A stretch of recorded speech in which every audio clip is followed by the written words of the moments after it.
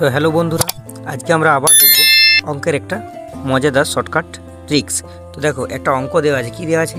a plus B সমান হচ্ছে 10 আর a minus B সমান হচ্ছে 6। এটার a আর b এর মান নির্ণয় করতে হবে। তাহলে এটা আমরা একটা পদ্ধতি হয়, যোগ বিয়োগ পদ্ধতি বা অপনয়ন পদ্ধতি, সেভাবেও করতে পারো। দেখো, a প্লাস বি সমান কত আছে?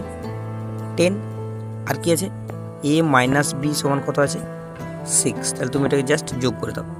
তাহলে যদি যোগ করি তাহলে কি হবে? বিবি কেটে যাচ্ছে। তাহলে কি হবে? 2a সমান হচ্ছে কত হবে? এটারটা প্লাস হচ্ছে, তাহলে 10 হচ্ছে 16। তাহলে a সমান কত হবে?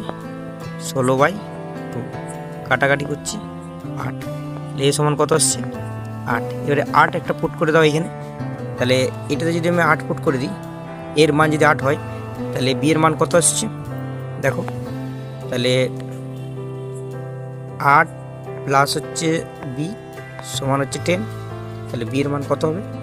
না, 10 মাইনাস হচ্ছে 8 সমান হচ্ছে 2। তাহলে এর মান কি পেলাম? 8 আর বি এর মান 2। তো এটাতে গেল নর্মাল পদ্ধতি। এরপরে শর্টকাট কিভাবে করবে সেইটা আগে দেখো। পরীক্ষার খাতায় কিন্তু এই প্রসেসটা করলে অনেক সময় লাগে, তাহলে এটা করা চলবে।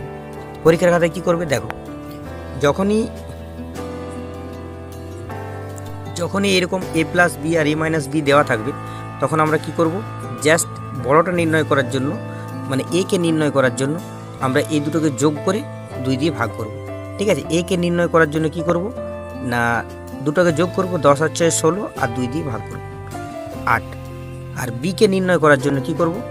না, এই দুটোতে বিয়োগ করব। ঠিক আছে? এই 10 আর 6 বিয়োগ করব, কত আসছে? বিয়োগফল 4, সেটাকে আবার 2 দিয়ে ভাগ করব। দেখো কত তাড়াতাড়ি অ্যান্সারটা চলে এলো। তাহলে যদি এরকম a প্লাস বি যদি দেওয়া থাকে আর a মাইনাস বি দেওয়া থাকে, তাহলে যখন আমরা প্রথমে এটাকে নির্ণয় করব তখন যোগ করে 2 দিয়ে ভাগ করব, আর বিকে যখন নির্ণয় করব তখন কি করব? না, বিয়োগ করে 2 দিয়ে ভাগ করব। আশা করি তোমরা বুঝতে পেরেছো।